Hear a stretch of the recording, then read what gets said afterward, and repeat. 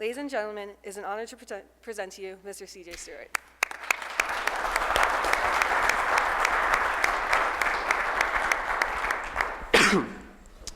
Thank you. I am very excited to be here, grateful for this opportunity, but I need y'all to help me out real quick. I need everybody to stand up on your feet, stand up. All right, you're not gonna have to move seats. You're actually really not doing anything. You can sit back down. I just wanted to waste a little bit of your time since this is a government and military event. There's gotta be a little bit of time wasted. So y'all can sit down. Hopefully that'll be the only time that we waste today during this session. But I do want to tell you the bluff, the bottom line up front before we really get started. I'm going to give you a roadmap, kind of where we're at, where we're going to go. But the bluff, the bottom line up front, everything I'm going to tell you about today is geared around this theme and this focus. And it's who you are, not what you do, that matters in life. It matters to those that love you, who you are, whether you're a son, a daughter, a husband, a father. It's never what you do. When they describe you, when they remember you long after you're gone, I know some of you don't want to think about that, long after you're gone, it's going to be who you were. Very, very little will be what you did. And also, unique to this conference and this focus and this theme of professionalism, who you are determines what you do. What you do in situations in life always stems from who you are as a person. And very rarely, very, very, very, very, very rarely will what you do all the time eventually make you who you are. It doesn't work that way. Eventually, LeBron James is going to quit playing basketball, all right? Just like some of you are going to no longer be in the military. So what you do, hear that, is never more important than who you are. So my encouragement for you as we enter this journey of an hour and 15 minutes together is to find yourself during this time, during this talk, whatever you want to call it. And I'm going to talk a lot about experiences. I'm going to tell you a lot of stories. For those of you that were worried, this is the only PowerPoint slide. I don't do PowerPoints. I know y'all get beat with them enough. So I'm a storyteller. I believe that's how you remember and learn anyway. It's through experience. Not necessarily education, which is kind of hard to say at an awesome college like this. But the experiences in life that you have are going to make you who you are. So that's how I believe we learn. So that is the only PowerPoint. But we are going to go through 3 areas of focus. We're going to talk about the warrior code. That word, you'll hear me say this a couple times probably throughout. That word we don't really understand as a society. That word's been hijacked by our culture. Everything from Jeff Gordon's pit crew being the Rainbow Warriors all the way to, I think there's a Wounded Warrior project on every ketchup bottle in America. We just throw out the word, he's a warrior. He's a warrior on defense and he's a warrior in the classroom and what is it? What does that mean? So we're going to talk about what a warrior is and the code that has truly defined warriors throughout centuries, throughout civilizations. Then we're going to talk about combat leadership, a very practical place that the who of a warrior does come out, the whats and choices that they make, where they stem from, and where they go. And then the last is the warrior life. I'm going to tell you a little bit about my story. You heard the bio there. I got hurt in Afghanistan. But my biggest push and encouragement for y'all is you don't have to get blown up to be a warrior. You don't have to be in a gunfight to be a warrior. You don't have to go around the world to be a warrior. Being a warrior is so much more than that. In your home, fighting for what's right, in your community, in your classroom, in your squadron, in your neighborhood, in your town, whatever, for your country, however you want to put it. But when you develop that lifestyle and live by that mindset, being a warrior is all the time kind of thing. And so that's my encouragement for y'all. But ultimately, before I can tell you any of that, I have to give you a little context of who I am, because before anybody can, before you can really appreciate something, you need to know who's telling you that. Context is the message. I was told that a long time ago, and it's held true. If I'm working with you on your golf game, and you're like, yeah, dude, whatever. Sure, you know how to hit a 9-iron. And then I tell you I've got 3 green jackets from the Masters. You're going to listen a little differently. That's just that kind of idea. It's not necessarily about what you know. It's once you know who they are and what they've been through, the experience side. So I like many of you, found a fork in the road in my life in 2009. I graduated high school in 2007. Went to college because where I'm from in the South, and outside of Jackson, Mississippi, that's what people do. They go to high school, they go to college, they find a spouse, they get a job and a white picket fence around the house, and that's the life. Happy steps, happy life, and then move on. But I was in college for the first time when I was looking down the road at my life, where I'm gonna head, and said, I don't know if I like where I'm going. When I get to the end, whatever that is, and I look back on my life, what's gonna be the point? What was the purpose? Why was I here? Did I make a difference? Did I waste time? Did I waste everybody else's time? And so that led me to something I had to do for the first time ever, and I had to tear down a wall that I had put up around the dream ultimately that I had and an idea, and I call it a dream, just a fantasy thought of being a soldier, of being a G.I. Joe, as I like to describe it. I grew up around the feet of the greatest generation. My great-grandfather lost his leg in the Philippines during World War II. Both grandfathers were drafted and served in Korea. And I grew up around a domino table listening to them talk. With my great-uncle on the only gas station in my town where you go out in northwest Louisiana, middle of nowhere, turn left, and then that's where we were at. That's where I grew up. And so I heard about what men were like. I heard about what warriors were like, about what was right, about a golden era from the greatest generation. And then something happened. Life happened. I grew up. I learned everything I thought that I needed to know about life and was going to do things my way. And it led me to a place where for the first time I said, I'm doing the wrong thing. And so I had to tear down that thought of, this is something I read about in history class. This is something I watched on TV, Band of Brothers too many times, Saving Private Ryan, all that. So this is something I could actually do. And so I enlisted in June of 2009, and I was blessed from the get-go in my military career by the fact that I had a recruiter who was retiring, separating, before I was going to go to basic training. So apparently he wasn't going to get all the money for my enlistment, so he lied to me about a bunch of things that he normally didn't tell people. I say he lied to me. He lied to the system about me to tell me the truth, to tell me, kind of the back roads and the reality of life. So I was fortunate enough. And when I told him my goals, I really had two goals. I said, when I join the military, I want a job that makes an impact. I want to serve. I'm not going for education. I just left a school. I was in a great school, and left that. I'm not going for job training. I know what I wanted to be when I grew up. Still don't. So I wasn't going for that. I said, I wanted to go to war, and I wanted a job to make an impact. And he said, all right. He said, pulled out this thing, just opened it up. Healthcare specialist. I was like, dude, you didn't hear me. I said, what is this? I was like, I want a job that make an impact. I said, I want to be a nurse. And he said, look, ding dong. He said, you ever heard of a medic? I said, yeah. I said, where's that at? He said, that's that. I said, no, that says healthcare specialist. He said, look, read the first line. And it said, you provide first response aid to soldiers injured on the battlefield. He said, that is the Army's fancy way of writing medic so they can sucker people into the job, because apparently it's hard to get folks to volunteer to do that. I said, wait a minute. I said, all right. I said, so I'm going to get to go be attached, I'm going to be in a unit, do everything they do, and then that would just be my primary role. He said, yeah. And he said, and here's why you need to do that. He said, in the infantry world, new guys get killed, basically. Hazed to death. You think hazing's bad here. You have no idea. He said, but being a medic, he said, they're not going to haze you like that. I said, why? He said, because one day Doc's going to have to run out there and get them off the battlefield when they've been shot or blown up, and they're going to want to be friends with Doc. They're going to want Doc to like them, because you're going to run faster for some and slower for others. I said, that's a good point. I said, so that's leverage. He said, yeah. So I was still a little hesitant, but it turned out he was right.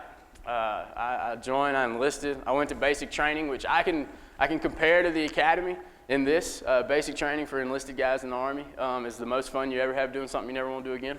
Kind of like the academy. Most fun you ever have. You don't want to do it again. Kind of like a really bad summer camp that just goes and goes and goes and goes. That's how we describe it.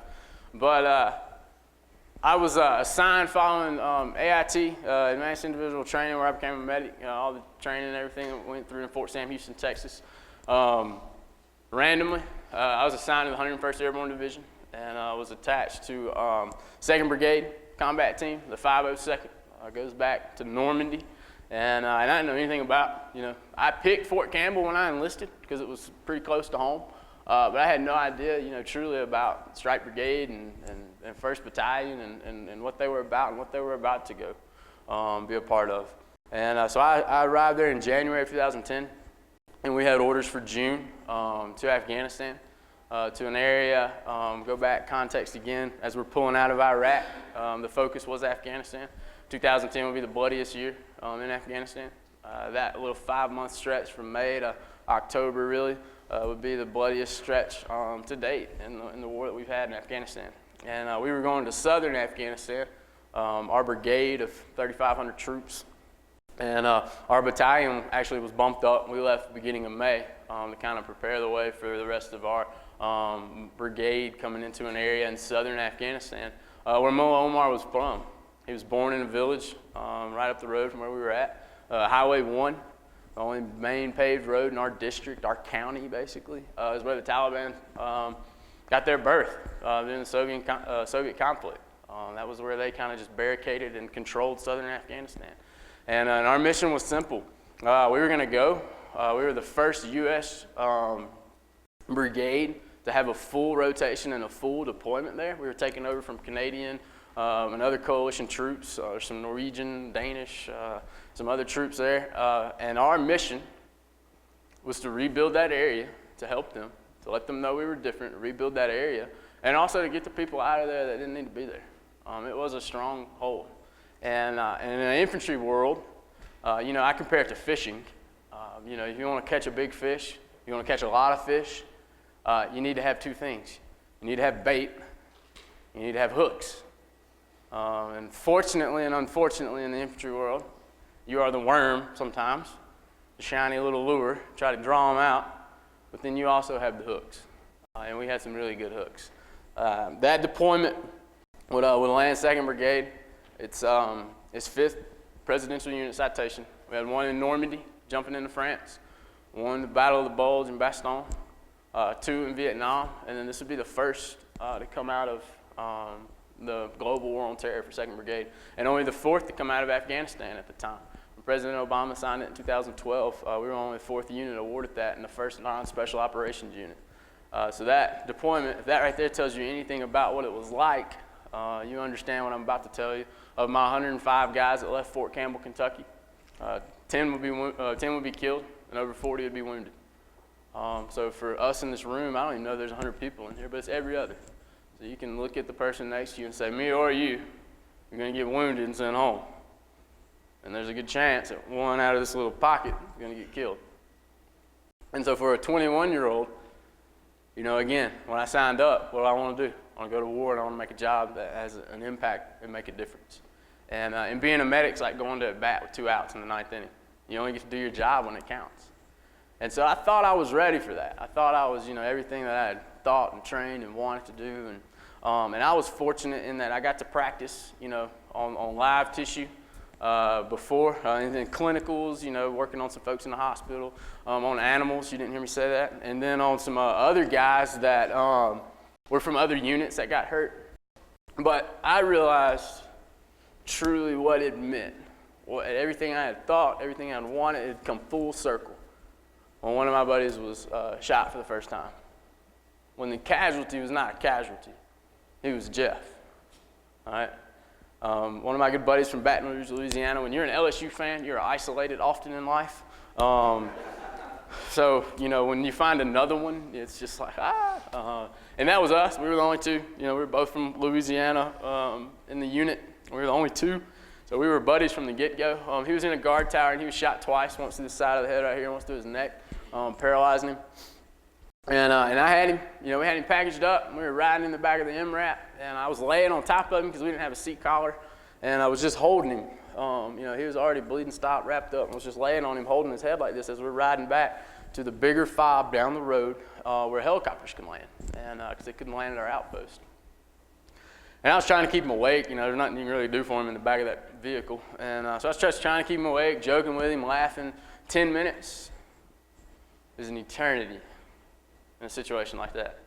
But I was just, trying to keep him awake, laughing, joking. He said, "I want to move, Doc." I said, "Move whatever you can move." So for 10 minutes, the Joker's just smiling at me and just back and forth, because that was the only thing that worked. And a couple times he'd fade in and out, and I'd smack him, wake him up, that kind of thing. And finally, I just started praying for him out loud. I didn't know anything else to do. I couldn't do anything else physically, so I just started praying. And he woke up one time from a daze, and he's like, "Doc, what the heck are you doing?" I said, "Man, I'm praying for you." He said, "You think that stuff works?" I said, "You better hope so, because you are jacked up right now." And he laughed, just like you did. But he tells that story. He just had a house built for him. He's a permanent incomplete spinal cord injury. He will be for the rest of his life. He can use his big muscles. He doesn't have dexterity in his toes and hands. So Homes for Heroes built him a house outside of Baton Rouge, Louisiana. And he told that story exactly just like I told you. And that was the moment I realized all the whats I wanted to do, being 101st Airborne and riding in Black Hawk helicopters and fighting evil hand to hand, that nature of I want to be a good guy, I want to fight, I want to be G.I. Joe. All those whats didn't matter. Truly what mattered was the impact that I could have on somebody in their darkest hour, in their darkest day, on the who they were in that moment. They were still Jeff, they weren't a casualty, but how I could impact them in that moment. And that's what life was about. And I realized that for the first time in Afghanistan. And I thought from that day forward, May 28th, I remember that day, this is what I'm supposed to be doing. I loved it. Loved Afghanistan, loved the unit, loved the outpost world. There was none of the, structure of the military. My facial hair looked like it does now at the outpost, and then you didn't have showers. We lived off of MREs, bottled water, no electricity. It was what mattered is what we did. No saluting and all that, just the formalities of the military. It was life, and I loved that. But 17 days later, our outpost got attacked, like it did quite often, but not to that scale. And an enemy fired a rocket, hit a wall a couple feet from me. The rocket sent pieces of the wall through my arm here, there, through my leg. I was actually bending down to grab my aid bag, my backpack, and when the rocket hit, and it blew out both bones in my forearm. The skin was the only thing holding my arm on below my elbow. It actually ruptured this artery in my bicep, the brachial artery, which caused me to bleed a lot and cut 2 nerves. And then a piece went through my leg. And fortunately enough, the doctors, we began the medevac process. But 45 minutes after I was hurt, I was in surgery 30 miles away in Kandahar, at Kandahar Airfield. So we had a pretty good medevac response, fortunately. And doctors did have to resuscitate me during the first surgery from blood loss. Resuscitate's a big fancy word for flatline, give you the paddles. That's why there's a little hair missing on my chest now. I can't grow. It's just an electric shock. Apparently once life has been passed through you again, things aren't the same. But they began a whole nother war, a whole nother journey. I spent 6 months at Walter Reed Army Medical Center. I had 36 surgeries, inpatient in a hospital room. And then 12 months outpatient, where I had a couple more surgeries and just hundreds of hours of therapy, learning how to live life, because now I have titanium rods running the length, nerves, veins, ligaments, tendons from my legs, other people, cadavers, just all to get what I can back to my arm. And that was the physical part. But the real healing again took place on the inside. Because the hardest part for me was that deadgum phone in my room kept ringing, and I kept hearing about guys that I left getting killed or getting hurt.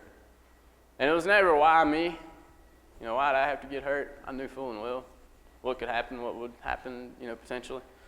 But it was what now? How can I use this? What is this? What is this for? How, where am I going with this?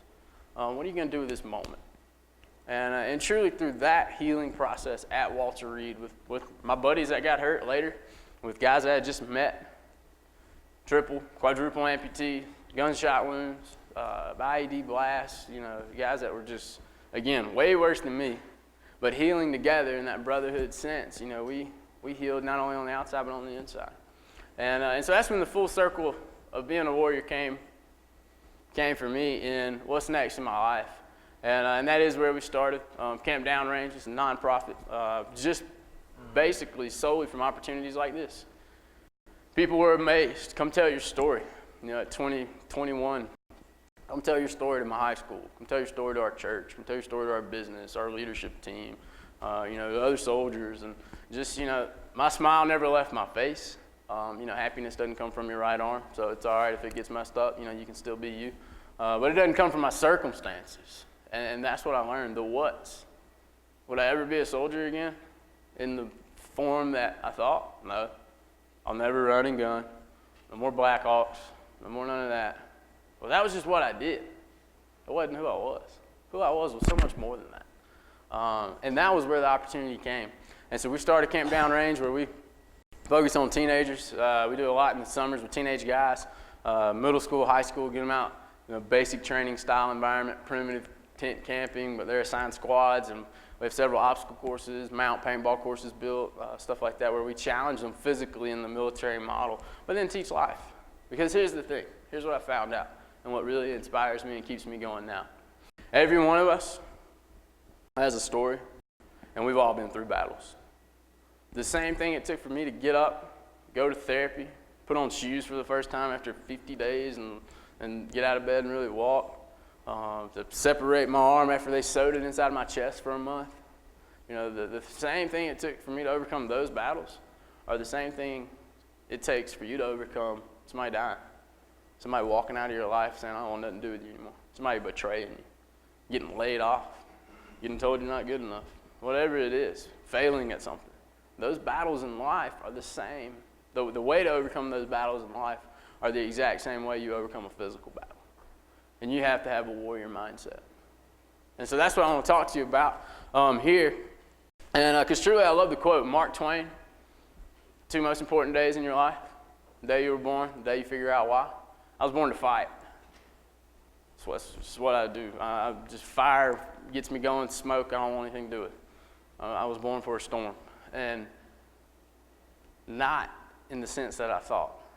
Because, I had the warrior mentality instilled in me for so long that when this happened, it didn't change anything for me. I'm still the same guy that I was in Afghanistan, regardless of what I can and cannot do now.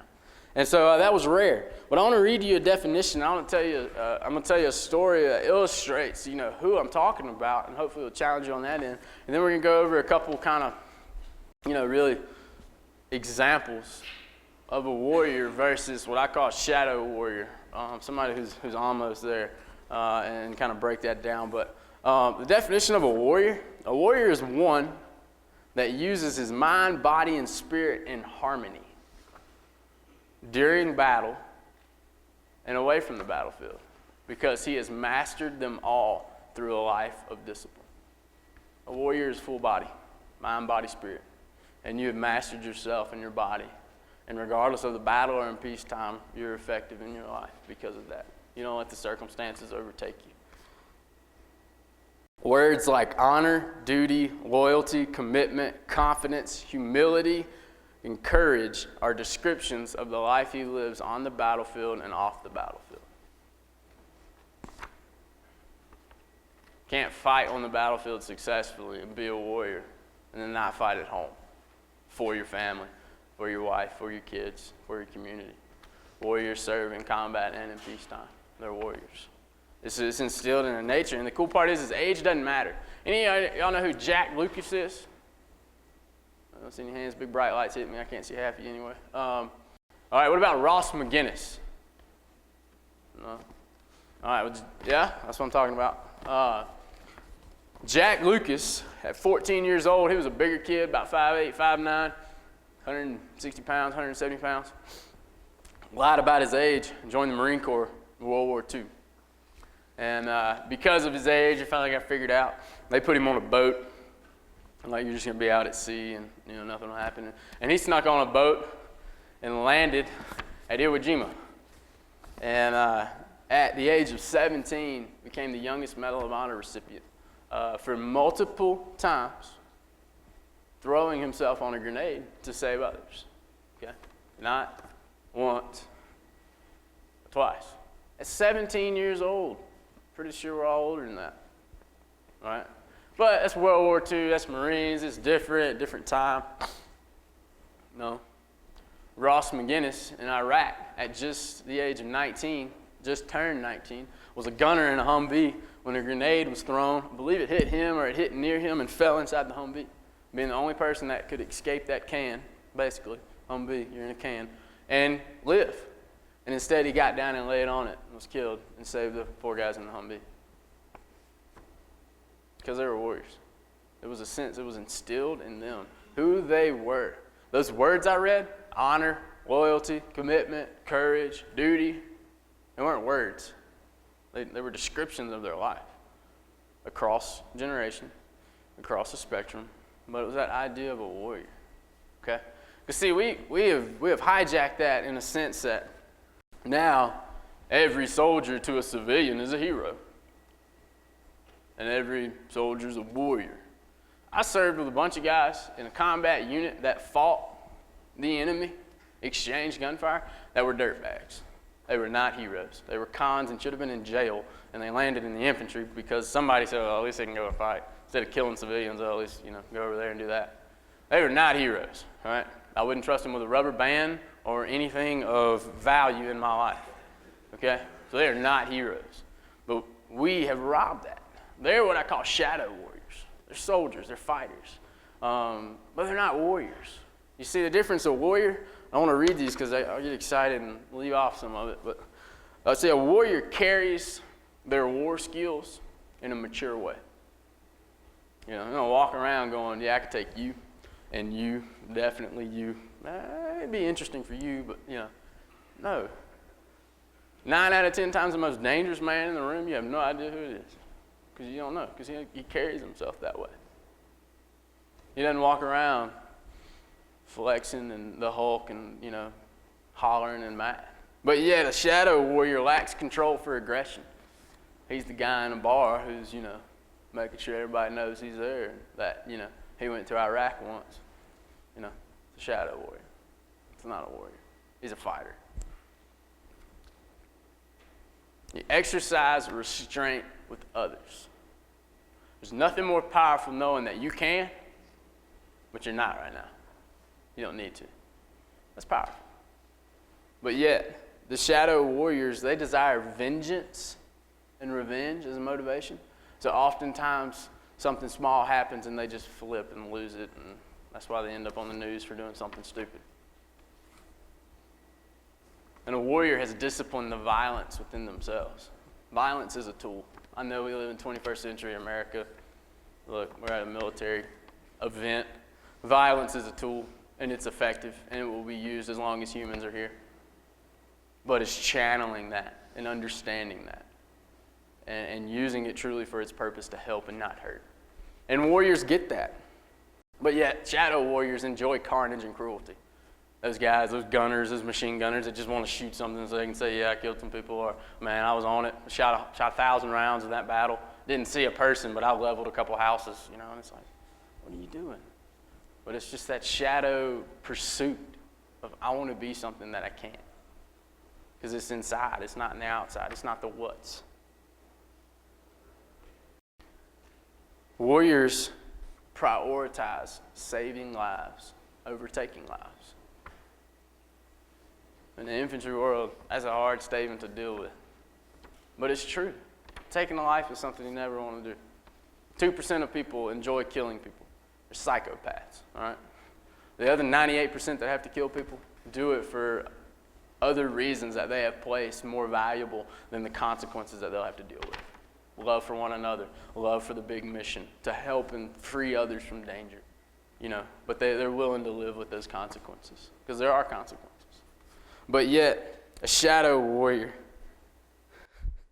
they're hostile towards everything soft, everything weak. They take advantage of it and the opportunity. They don't really want to get in a fight with somebody who's equal with them. And finally, a warrior. A warrior has come to peace with what they have done and what they have been through. Shadow warriors can't. See, warriors understand the big picture and the perspective of what they've had to do. And shadow warriors cannot. That's why we live in a world currently with the mental health epidemic that we have, blasted all over the media. Because we're not training warriors. We're not training holistic individuals on battle. We're just training fighters. And we're taking punks who should be in jail, like my buddies from the unit, and sending them out to battle. And then we're dealing with the consequences of that. There's a quote I love, Bing West. He said, most people in a gunfight, 40% or so, put their head down. The other 40%, 50%, they'll shoot back. It's kind of just a response or reaction. But there's very few in life that charge forward, that meet the situation and act, and are ready to act. We heard an awesome example of that last night, Spencer Stone. Very few people willing to run into it. Those are combat leaders. Okay? So that's right now we want to talk about what. I told you who you are is the most important thing, and it determines what you do. Combat leaders exemplify the whats. It's still because of who they are, okay? Definitely because of who they are that they make those choices. But combat leaders are different in that the environment where others break, where others crumble, where others fold, they rise up and are trusted. I want to read you a couple because in our culture of leadership and just mindset, in the 21st century America we live in, it is the exact opposite of combat. I believe that's why we have so much trouble with the mental health world that we do, because the culture that we're raised in from 0 to 18 is the exact opposite of the military. And then when we get in the military, we're rewiring our life. And then now we got to figure out how to get back into this society and civilian sector that's unlike everything we've known. Because, see, combat leaders, they lead by example. Honor drives them. But in our world outside, instead of leading by example and having honor driving us, we feel like we're entitled to stuff. And people hate that word, especially our generation. I can say that, I'm only 26. Our generation. Why entitled? I ain't entitled. What if I told you, all right, Wi-Fi is no longer going to be allowed in the United States of America because of the risk and hazards? There would be riots in the streets, okay? No more Starbucks coffee shops. No more Xbox Live. Like, what? That is my right. According to what document in the Constitution? What section in the Constitution says you have to have Wi-Fi? We have to provide you with Xbox Live, DirecTV. See, we've got it backwards. We grow up in that culture, and then now we're in a world where you have to lead by example. And honor has to drive you. And you have to do the right thing because it's the right thing. Sometimes that's hard.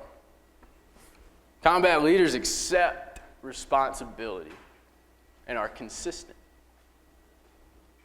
Outside world, unreliable and inconsistent. You schedule a meeting with somebody in the outside sector, you might as well not even say, hey, meet me at 9:30. You might as well say, meet me around 9:15 to 9:45, because chances are somebody's going to roll in about 10, 15 minutes late. Just the world we live in. Inconsistent. But combat leaders are not. They're guys, they're girls, they know what they're going to get from their boss all the time, before they even ask, before the situation arises, because it's who they are. Combat leaders never accept defeat. They're passionate about what they do. They will not quit. Yet, in our generation, apathy is a great word to describe a lot of our cultural stance. I don't care. Nah, whatever. Just give that nod. What do you think about whatever? It's like, what? You got to pick a side. Choose. But we don't. Our comfort. Combat leaders never leave a fallen comrade. One of my favorite things in the world about the military.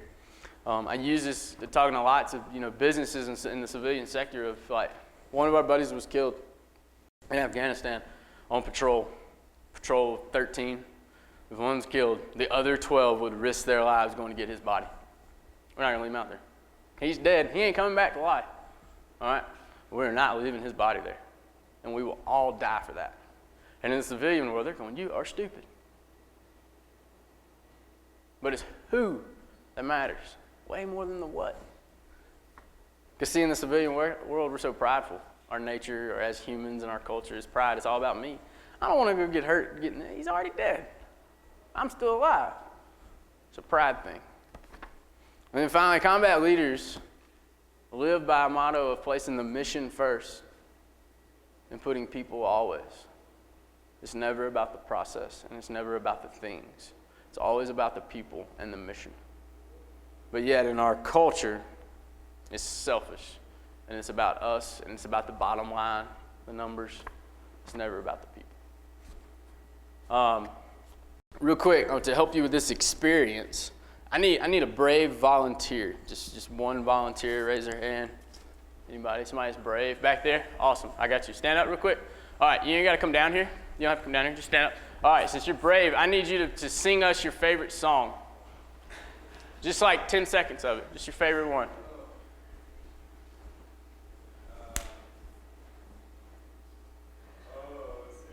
That's what I'm talking about. Keep going. I can't hear you. Yeah, all right, awesome. Thank you. All right, now, hey, now pick a friend. You got a buddy next to you? Do you know him? Yeah, but ask him to stand up and help you. All right, now both of y'all.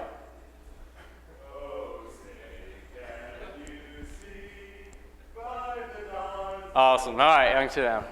Or y'all harm anybody. Awesome. So check it out. That experience right there, you sing all the time, I imagine. The shower, in the car, we all do. The only thing that was different was this environment. The stress, the pressure, the opportunity. That's combat. That's the impact in life. Combat in life, not just on a battlefield, but combat in life. You got to make a hard decision, a hard choice. You make it all the time. You know which one. The only thing that's different is the environment. And so that's where you got to see that right there. Hey, when you get done, I got a book for each of y'all by Dick Winters, the best combat leader I've ever read anything about. From World War II, the commander of Band of Brothers, Easy Company. So when you come down here, I got that for you. But I want to tell you another story. Talk about life. We're going to talk about the warrior life, okay? And there's two types of pain in this world. There's the pain of like brokenness, failure. Like for instance, my body failed. It did. The bones gave way when I was blown up. Your ankle might fail when you're running, or even you might try out for something and fail. Okay, that's brokenness. You heal from that, oftentimes stronger. You learn from those experiences. But then there's another type of pain of regret. All right, and that's the kind of pain that you hear about folks on their deathbed going, man, I wish I had done this, or I wish I had done more of this, or I wish I hadn't have done this. All right, there's two types. I'll tell you a story. Everybody know what I'm talking about? Black Hawk Down, Mogadishu, Somalia. My favorite story, there's a ton of awesome stories, sub-stories, plots come out of that. They're just incredible. But my favorite is about Gary Gordon and Randy Sugar, the two Delta operators that were snipers when the second bird went down. Mike Durant, he was a survivor at the crash site. They couldn't get the QRF to him, and so they're circling above, providing sniper cover down into the city. They said, hey, we want to go in and secure the site, protect, search for casualties. They didn't even know if he was alive, but search for casualties and check it out. And they asked repeatedly, because the guys, the command said, you know what you're doing. Civilian city, we can't get you help. We don't know when. And you get it. Yeah, you get it. I mean, they're Delta operators, but it's still a city. And ultimately, both of them, it would cost them their life. Both of them were killed. But Mike Durant was saved, in part because of their life. Because they knew that fact. They were warriors to the T. Not only in what they did, but who they were. And they were willing to face the pain of failure, which would include their life, over that thought of the pain of regret. That one day on their deathbed, down the road, they would think back to that site and go, what could I have done? We have opportunities every day in life to do something. But the pain of regret is going to eat at us, and if we don't know it will, the pain of fear, the idea of fear, cripples us right now from ever doing it. And ultimately, they did die. Mike Durant lived, and the rest is history. But those guys knew that, and they lived that life. Okay, that was who they were. The same with, I told you, the warrior life. You don't have to necessarily be a soldier. You don't have to be in combat. You don't have to be a Delta operator to be a warrior. I'm gonna tell you 3 quotes and I want somebody to tell me who said them. I'm going to start with my favorite, but my favorite is a nation that continues to produce soft-minded men has purchased its own doom just on a payment plan. All right? That's one. The next is a measure of a man is not where he stands in times of comfort, but in times of challenge and chaos, when there's consequences. That's two. And the third one is a man that does not know what he is willing to die for is not fit to live. Does anybody know who said all three of those? A man who does not know what he is willing to die for is not fit to live. Who? Hemingway? No. Patton? No. He's a warrior off of the sense. Gandhi? Close. We're getting there. No. American culture. MLK? Who said that? Right there? Awesome. MLK. That's right. Because I have something for you. I want to explain this. When you come down here, I want to give you... No, you ain't got to do it right now. You can do it after. This is my encouragement for all of you. Is you've heard like this time is a spark potentially for some of you, but it's like, oh, I was inspired, now what? MLK was a warrior, okay? He fought, and we are still reaping the benefits of what he fought for, even though it wasn't in the warrior sense that we're thinking. But the only way that we have his legacy is because it was written down. So my encouragement for all of you, and you're going to get a head start on it, is to have a notebook, have a journal, have something. I've got mine right here. It's a little black notebook. That you write down the principles that you want to build your life on. One that you can remind yourself when circumstances are tough, when situations are difficult, when you're not with your battle buddies, but when you're facing a difficult opportunity in life. And you just know those are the core of who you are. And then also you can pass that on one day to somebody. His legacy is passed on to us through the words that he said because of who he was. He was a warrior in life. So I encourage all of you to do that. I want to leave you with this, and then we're going to open it up to questions. And then I have one story I'm going to tell you at the end, just because I can't end it on questions, because some of you will ask me about like cats or something, and we don't want to end on that. We want to end on a high note. I don't have cats, so don't ask me about it. But I believe there's 5 things, and this is my biased opinion. I don't know if you know that or not, but we're all biased. Okay, we're subjective creatures. We have our own opinions and biases. But I believe there's fundamental truths about who you are that if you set them, you can live them out in all aspects of your life, okay? I call these the fundamental 5. When we talk about the guys out at the camp, the teenage guys, we got guys that come out there whose parents are millionaires, and next to him is a kid who lives with his grandma who does not know who his mom and dad are. And guess what? They go through the exact same experience, the exact same trying times, and they answer the exact same questions, and they become friends and grow. Because it's about who they are. And that telephone pole weighs the same, and sandbags, and so, there's no special privilege, and it doesn't matter your last name when you're carrying a telephone pole. It always the same. But that experience about who they are is what really matters. So these are 5 fundamental truths I believe if you set your life to them, if you apply these, and they become who you are, the circumstances in your world are irrelevant. Because they're going to continuously change, good, bad. But when you got that on lockdown and you live and focus on what you can control, life will be completely different. The first is attitude. Okay, I don't know if you know this or not. 100% of the time, you are responsible for your attitude. Nobody else. The weather is not responsible for your attitude. It's cold outside, great. It might snow, awesome. It's hot.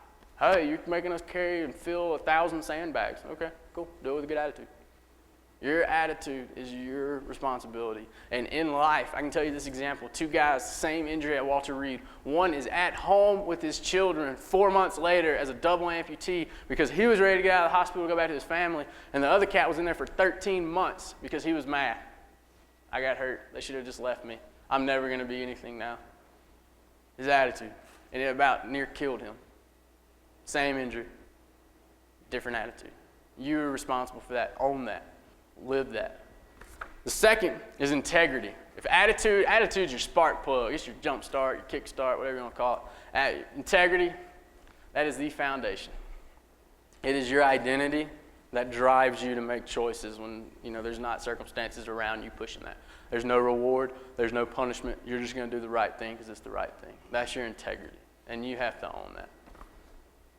Discipline. My rule of thumb is if you're not going to do it every time, you might as well not even start. Because chances are the time that you don't do it is when it's going to cost you. So if it's not something that you're willing to do all the time, don't even start. It's not New Year's resolutions. We're talking about your life. Discipline. You can't be undisciplined in one avenue of life and disciplined in another. It just doesn't work that way. Not the way we were created. Responsibility. Leadership is about people. Responsibility. You maximize what you're passionate about and what you're involved in when you lead others and when you take responsibility for them. Your efforts are truly multiplied, and you're that much more of a benefit to this world when you become a leader and you can take responsibility for the lives of others and turn them into leaders. And then last, my favorite, toughness. Not strength. I know I might have surprised some of you by this physique and this shirt, but I'm not very strong by nature. Not a power lifter.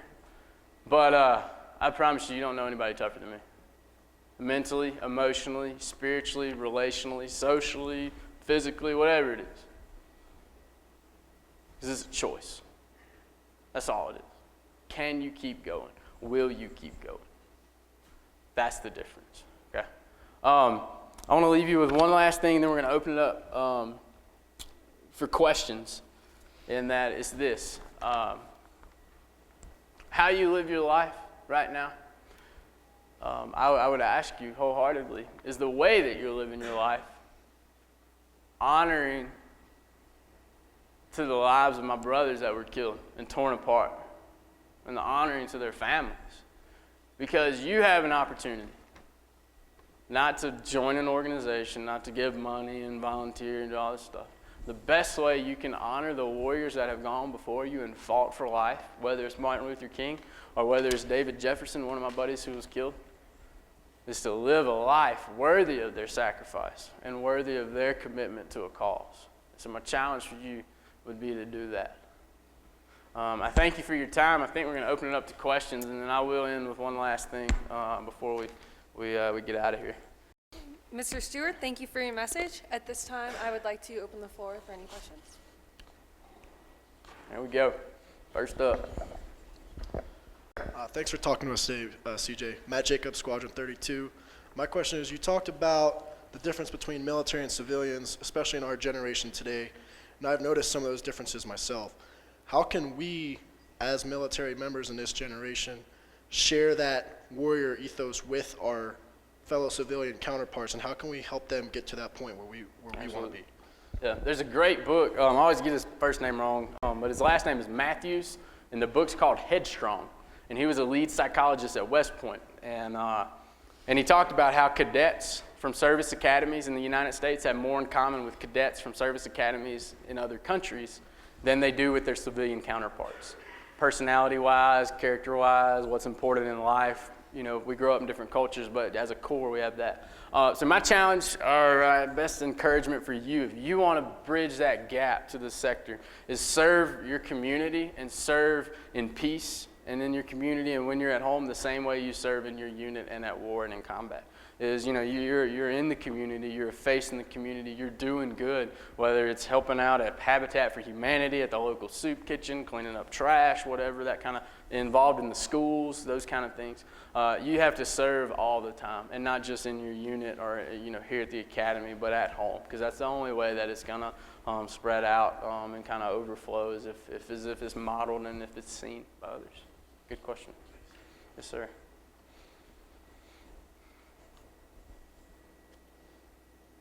I won't make anybody else sing. Y'all can ask questions.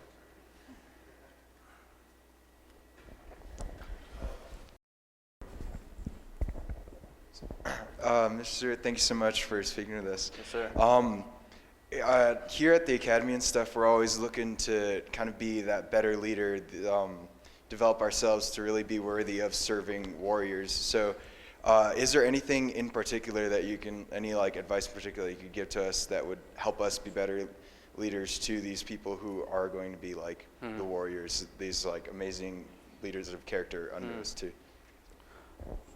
Two things. One is, and we use the word leadership a lot. One of my favorite books is Billy Graham. It's in my own words, and he's got about 150 topics he teaches on life, and leadership is not one. Because he said you're leading in all aspects of your life. You're either just doing it good or doing it poorly, doing it well or doing it bad, however you want to word it. So to not focus on being the leader, but focusing on leading yourself and living a life worthy of that. The second thing is the small things, the details. Don't ever just say this is a big thing or this is even below me. But the best leaders are the ones that engage somebody personally, are willing to grab a broom and sweep, or do something that's just everyday life. But when you lead in the small, your men and your women and whoever, whatever, whether it's at home or in combat or in choice, will know that you're worthy and capable of leading in the big. That's why I love Dick Winters from Band of Brothers, because they knew who he was as a person, and that's why they trusted him in combat. So always, lead in the small, knowing that when the big comes, you'll just react and make the same choice, even if it is singing in front of 100 people. You had a question, sir? I'm Mike Tillman, class of 73. Thanks for your service, by the way. Thank you. Appreciate Glad I it. got to. My wife is a trauma counselor, and she's actually an expert probably in PTSD. We live in Texas, and I found it really interesting, your comments about mental health toughness and being able to overcome those effects, because they're very real, and there are, my wife can spot them a lingerer in a heartbeat, but it is a real problem, and I'm interested if you could maybe expand on how you got through those type of feelings and how that affected you. Some people, it seems to be much easier than others. Right. And if you just maybe Yeah, expand on that. absolutely. Well, for me, the social, there's again 2 points, so I'll drive with. My social support network is huge. Obviously, my family and my friends and faith from that is a big element, and is part of the second definition. But social support, whether it's a community, a brotherhood of your peers or your family, is huge. Isolation and when you're alone, the most dangerous place you can ever be is inside your own head. So to be able to verbalize stuff and talk about it with somebody makes it a lot easier. Instead of just fighting that battle alone. The second is what I have found is transcendence, and that's a hippie word from time to time, but it really is to be a part of something bigger than yourself. When we think about war, why do we still have World War II reunions? These guys 70 plus years ago only were brought together, mandatory, and experienced hell on earth, and yet they still want to be together because they were a part of something bigger than themselves. And what I have found to be successful in guys, because it is that conversation of somebody who hasn't had the physical damaging journey that I've had struggles with it more. Some guys who I think have it way worse than me are, smiling and happy, and it forces me. But the transcendent side. When you're a part of something bigger than yourself, the only way life is going to have satisfaction as meaning is when you're a part of something bigger than yourself. That's why there's 30,000 nonprofits in the United States today, around 30,000 give or take, aimed at veterans. Everything from horses to heroes to dogs and vets and kids and all. And 80% of them are run by vets. They're still serving and they're a part of themselves. What keeps me going is I'm looking out the windshield and not the rearview mirror. I'm still a part of something bigger. I'm still in a vehicle of life bigger than myself. And I'm looking ahead to tomorrow, and not, because if you look in the rearview mirror, you're gonna get bogged down, and that's every person, regardless of how well they're perceived to deal with it. But the transcendent side of when you're a part of something bigger than yourself, that's a driving force for me. Yes, sir.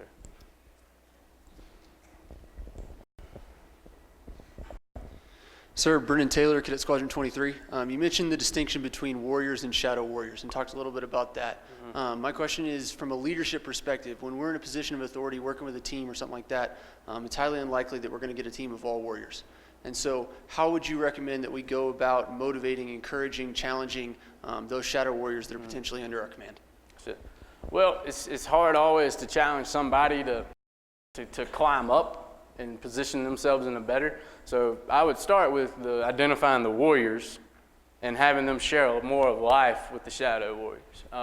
When you're just around people, you pick up their habits, you pick up their nature, you pick up their accents. If you hung out with me for a couple weeks, you'd start saying y'all and dead gum and that kind of thing. It's just nature. So when you have somebody who is, I want 20 guys just like him, have the other 19 starting to spend time with them and really share life and model that, not just in the sense of combat skills and proficiency, but life, and not, acting dumb on the weekends or even conversation behaviors that, aren't acceptable, but have them around those. So sharing life in a true sense of meals together, time together, asking deep questions, talking about life and family, and just, the guys who got it going on, make sure they're pouring in, because then it helps, bring the other ones up. Because it's really hard to say, hey, I need you to be like him and model that. But to go and kind of truly grab them and help them and pull them up is how I would encourage you to take that challenge. Yes, sir.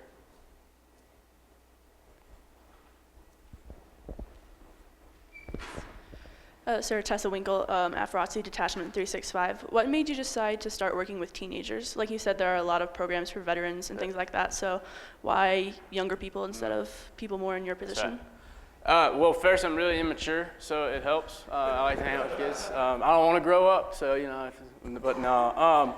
I've always loved kids, and that is true. In high school, I used to babysit our coaches' kids after football games so the coaches could go out and party and not the players. So, I've just always had that draw. And then, too, the other side of I would much rather train up a young person and prevent them from maybe going through some difficult seasons and journeys that I've gone through than, repair somebody who has. And the world needs both. And sometimes it's hard to do both or even impossible. So for me, just that opportunity to be real and use the platform because, kids listen to scars, lack of a better, analogy. You've been there, done that, you got their attention, now it's use it. And on top of that, the camp and those opportunities, we've just really found that environment, specifically middle school to high school, is a draw. And just to impact them, again, kind of preventative medicine versus, retroactive. Good question. We got one way over here. There you go. That's what I like. Stand up, Holly. Caleb Martin. I'm from Untitled School Business in Indianapolis, Indiana. So Awesome. I just want to say thank you to you and everyone else for your service. I truly do appreciate it. Thank you. Glad we got to. My ultimate career goal is to start my own nonprofit one day. I'm like you. I love the kids, and I would love working with at-risk youth. So, do you have any advice for anyone who is wanting to go into the nonprofit world? Some lessons that you've learned or anything like that? Yeah. Well, that's going to be our last question because I'm about to answer that and then lead into, your homework assignment and the last story. Like, homework? What the heck? But is this for a nonprofit? You need to have a mission, truly, a vision, a purpose, a target, and not necessarily focus on the what's of structure. Like, we want to run this organization and we need to build this building and get this playground and those kind of things. Don't get lost in that. To really figure out that mission. And ultimately, once you have that, you can understand that you can do it anywhere. So, for instance, my encouragement to y'all, and this kind of answers your question and is homework for everybody, this is hard to say, especially at the Air Force Academy, but you'll appreciate it, so hear me out, don't tune me out. In life, not just a section of life, but in life overall, for your life, you should not have goals. And you're like, what? That's page 1 of being an airman. Write down your goals every semester. You should have goals. If you want to run a marathon, you need to have goals. Buy some shoes, walk a mile, run a bunch of miles. If you want to be whatever specialty or you want to make all A's, you should have goals. Study, hang out with people who study. Don't hang out with people that don't study. Those kind of things. Well, overall for your life, you need to have a mission. All right? My example is Mother Teresa. She didn't have goals. She had a mission and a purpose in life, and it was to love the sick and dying and needy. And she could do that one-on-one. She could do that in a room of 100. She could do that when it was raining, when it was snowing, when it was hot, at supper, in the morning, whatever. She had a mission. And that's what makes us successful in combat. Battle of the Bulge.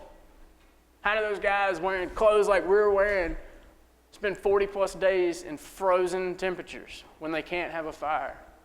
They had each other and they had a mission. They didn't have goals.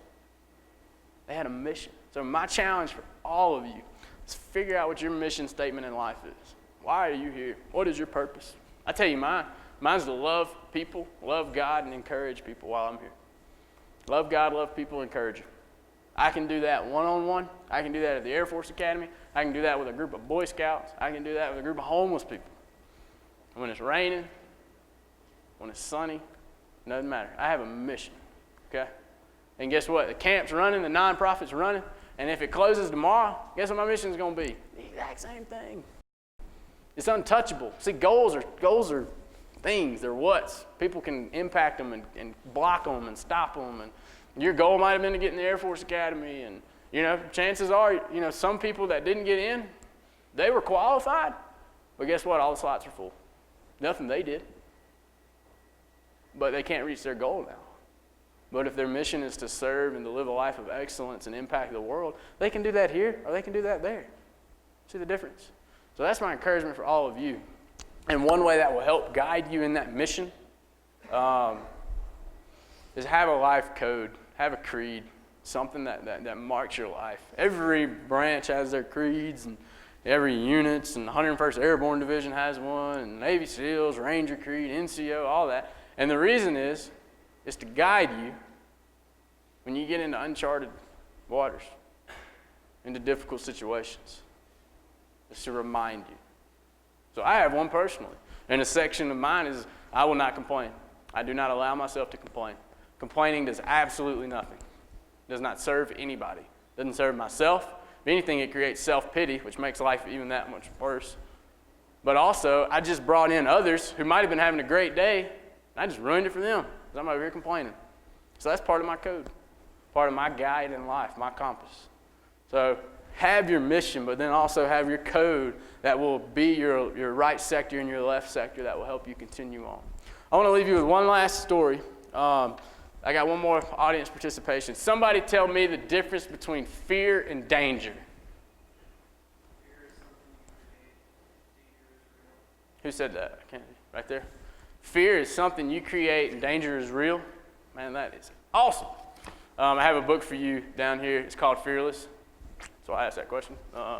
Yeah, I'm not as dumb as I look. It's impossible. But fear. Fear is definitely something we create, all right? And danger is real. And the unique thing is they never coincide. They never run together. They're never congruent. Because you've already done the most dangerous thing you'll do today. You got in a car and rode somewhere. Out at the camp in Mississippi, I have seen countless people hurt themselves running from an insect that cannot bite nor sting them.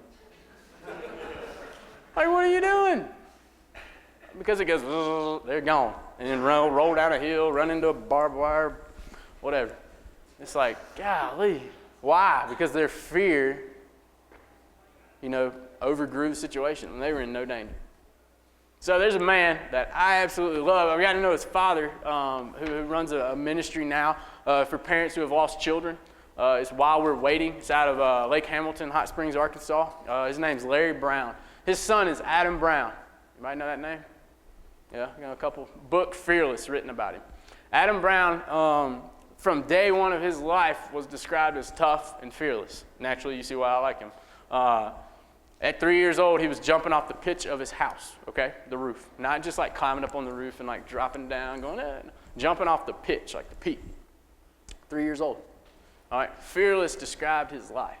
Tough described who he was. So when I tell you that Adam became a Navy SEAL, you're going, yeah, no doubt. It just makes sense, all right? He became the first and only to date Naval Special Warfare School entry into the development group, SEAL Team 6 for the rest of us, with one eye and one hand that worked. All right? While on the SEALs, these 3 fingers were ripped off in a Humvee rollover. He ripped them off trying to get out to go help somebody. And then he was shot in his right eye, and he had to lose his eye. So he had to qualify and learn everything left eye and left hand, all right? Now, SEAL Team 6, we hear it, it's popular, people talk about it. Think about this. Of the SEALs, you know, somebody starts BUD/S, it's like 10% graduate, something like that.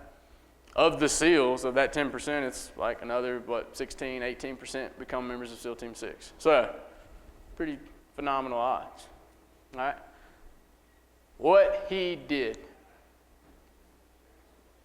it's just what? It's going to fade. We're not going to remember it. He was killed in Afghanistan going to help buddies. He climbed up on a wall in a gunfight and ran across it to go help, you know, somebody who was pinned down. But you know what has gone on and will continue to go on? Of his 18-man team, 14 of them are now dead. All right? But Adam Brown changed the lives, and this is the words of their family, changed the lives for eternity for 5 of them. He impacted them so much by his life and faith and how he lived. He impacted their world, the worlds of their families, and all that they knew of those men, okay? Because of who he was. As an active duty member of SEAL Team 6, he worked in the nursery of his church with 3-year-olds. That is frightening and comforting at the same time. To hand your toddler to this one-eyed guy who's, I don't know what he does for a living, but it's probably pretty scary. But it's who he was. It's not what he did. You will never have a resume like him. I won't either. But you can impact the lives of individuals. Whether it is working with somebody with PTSD, helping kids, just random strangers, serving in your community. Who you are, I promise you, who you are is always and will always be more important than what you do, especially to those that love you and those that care about you. And one day, as somebody who's been on his deathbed and has gotten the opportunity to get back up, doesn't happen very often, when you get to your deathbed, wherever that is, however long you're on it, you're going to think about the who's, I promise you. You will not think about a single what. Your car, your clothes, your money, your favorite whatever, does not matter. Your plans for next week, does not matter. You're going to think about who's. Those who love you, those who you love, and those that you're around and are serving with. So my encouragement for you is to impact those lives now. Who you are and who they are the most important things you can do with your life. Thank you for your time. I enjoyed it.